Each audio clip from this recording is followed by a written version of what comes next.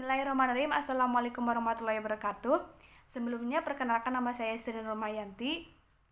Jadi langsung saja ya. Saya di sini akan memaparkan mengenai teknik analisis data kualitatif, yang mana ada beberapa macam teknik analisis data kualitatif yang harus diketahui.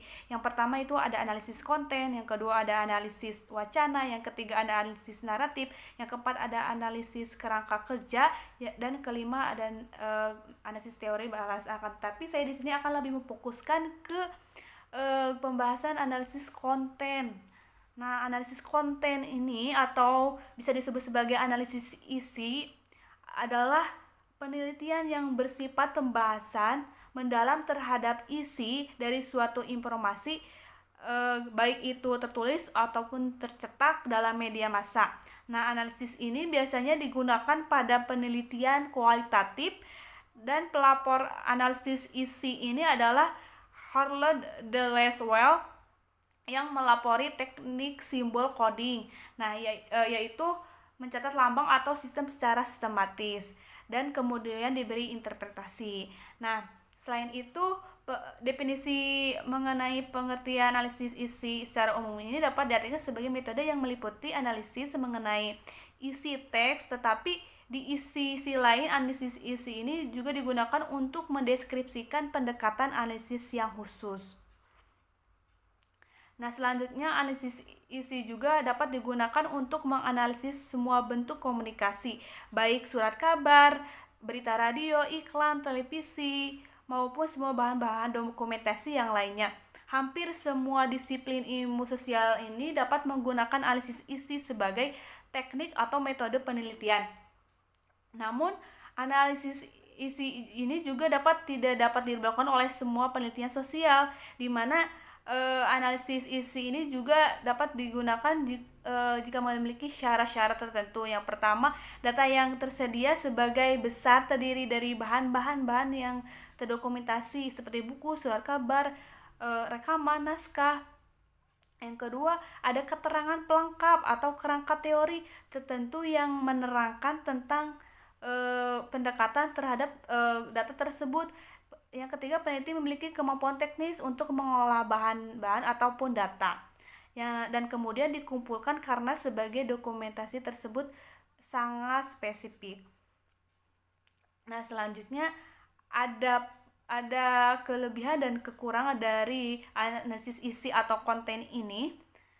Yang pertama itu ada analisis kelebihan dulu ya. Yang pertama itu tidak dipakainya manusia sebagai objek penelitian, sehingga analisis isi ini biasanya bersifat normatif karena tidak ada orang yang akan diwawancari, di mana hanya proses penelitiannya itu menggunakan kuesioner ataupun dimintanya itu langsung datang ke laboratorium untuk meneliti. Yang kedua, yang biaya yang dikeluarkan itu lebih murah dibandingkan metode yang lainnya, dan sumber datanya itu dapat diperoleh juga dengan mudah seperti di perpustakaan umum.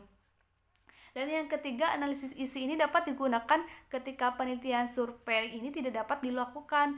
Nah, sedangkan kekurangan dari analisis isi atau konten ini adalah kesulitan menentukan sumber data yang memuat pesan-pesan yang relevan dengan permasalahan penelitian. Yang kedua, analisis isi atau konten ini tidak dapat dipakai untuk menguji hubungan antar variabel dan tidak dapat melihat sebab akibat, hanya dapat menerima kecenderungan, dan harus dikomunikasikan dengan metode yang lain agar supaya kita bisa menunjukkan hubungan sebab akibat. Nah, selanjutnya analisis isi juga memiliki prosedur yang harus dilakukan dalam penelitiannya. Yang pertama itu harus menentukan perumusan masalah, di mana analisis isi ini dimulai dengan perumusan masalah penelitian yang spesifik. Biasanya, bagaimana kualitas pemberitahuan surat kabar di Indonesia. Terus yang kedua, memilih media atau sumber data, di mana penelitian ini harus menentukan sumber data yang relevan dengan masalah-masalah penelitian yang akan diambil. Terus yang ketiga, definisi operasional, yaitu berkaitan dengan unit analisis. Jadi penentuan unit analisis ini dilakukan berdasarkan topik atau masalah riset yang telah ditentukan sebelumnya. Yang keempat, pelatihan penyusunan kode dan mengecek reliabilitas. Nah, kode ini dilakukan untuk mengenali ciri-ciri utama kategori. Idealnya, 2 atau lebih kadar sebaiknya meneliti secara terpisah dan reabilitasnya dicek dengan cara membandingkan satu ataupun 2 dari kategori.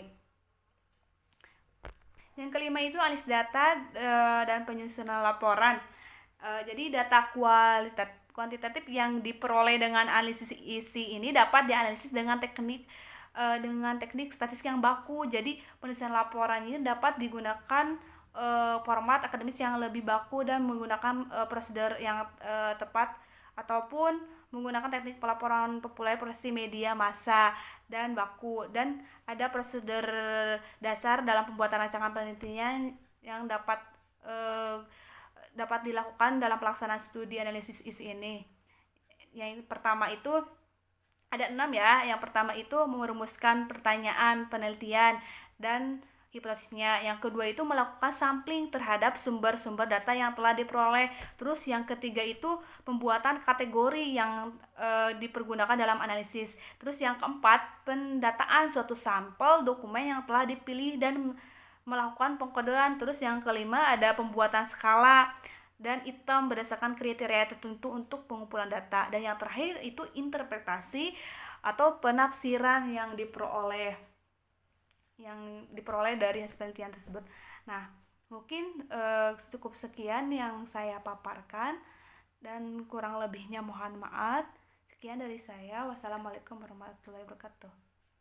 Terima kasih.